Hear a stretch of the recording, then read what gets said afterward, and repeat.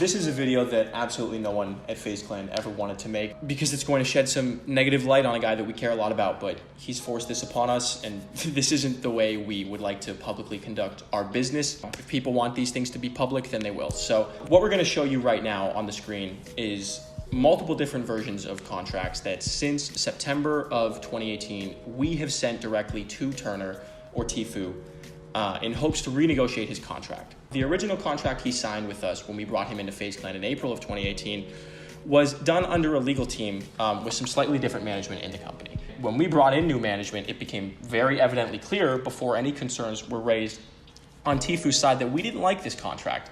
And we knew how valuable a healthy relationship with Turner would be to us, so we immediately started making strides to come up with a new version to present to Tfue. Unfortunately, that relationship in terms of communication around renegotiation didn't go that well. So we had multiple versions presented to him because it wasn't very clear what his true motive was, right? We didn't know if he wanted more monthly salary. We sent him a deal that was gonna pay him 7 figures a year. We sent him a deal that included absolutely no splits at all. We had no legal right to take anything from him under every single term in this contract. Anything he made under any situation, any format, any media, it was all his. We were gonna take 0%. We've seen a little miscommunication in terms of community understanding about in-game items and what that might mean and what that applied to. Let us be very on the record right now. That has nothing to do with supporter creator codes.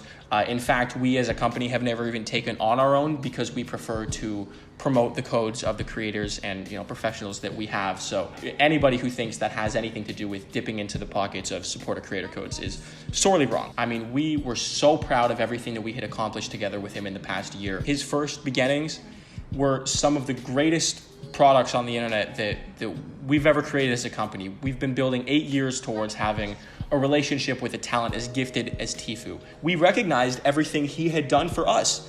None of this was lost. We are all very aware of the impact that having Tfue in FaZe Clan brought us as a brand. It gets tough for us to be able to create a healthy relationship with the fans of FaZe Clan because, again, that's truly what we care about here, is protecting the relationship with our fans. Because over the course of the last year, they've also built a relationship with Tfue too. When it became clear to us that as we offered him more money, more fair splits, no splits, it got to a point where we'd sent him versions that almost included all of these things, and not only was he not agreeing to it, he wasn't even responding at a certain point. When it became clear to us that his pure intention was really just to leave, that's very difficult. I've seen a lot of people online say, oh, why didn't you just let him out?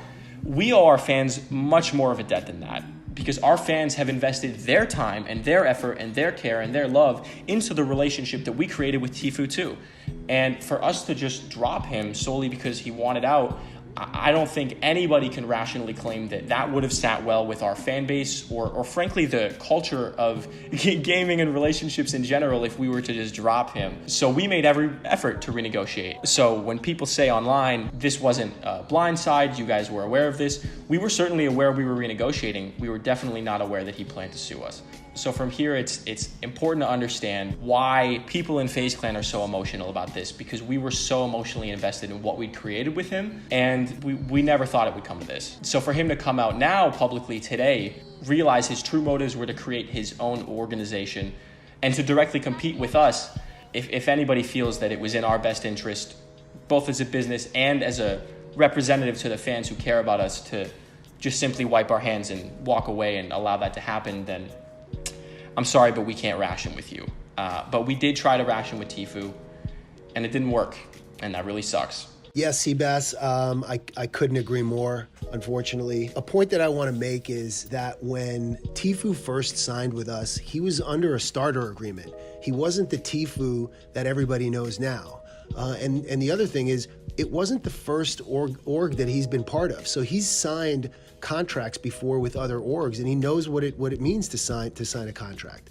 So I just want to walk people through the timeline, since I was largely negotiating with Tfue's camp while Banks was having some direct conversations with Tfue. So that started, looking back at my emails, it started in September 6th. As early as September 28th of last year, we sent the first revised version of a contract for Tfue. We didn't get a great response to it. We didn't get much of a response. And so what we decided was, in the middle of January, I flew down with Banks and Tfue's direct manager to go sit and have a face-to-face with him and his dad to see if we can make some progress. It wasn't a great day. We didn't get a lot done, but we were still plowed on and tried to make things work. We sent him a new agreement to his lawyer January 24th of this year. We sent another updated thought on April 3rd, then again on April 29th. And then the other day, as this developed, we decided we're going to send an amendment to the agreement that gets rid of this 80% clause that everybody's been concerned about, even though we have never collected any more than 20% from him or any other of our members. Yeah, I feel like the other thing, and because we were having these issues and because we wanted Turner to feel that we had his back, we made the decision to not collect any money under the old agreement. Nothing from prize pool, nothing from YouTube, nothing from anything except for a couple of brand deals that he accepted that we only took 20% of. And those deals came from us to him. So it's really unfortunate that we're here at all. The relationship with Tfue was much more important than the money. We gave him so many different options that had little, or even some of them had no money going to FaZe Clan.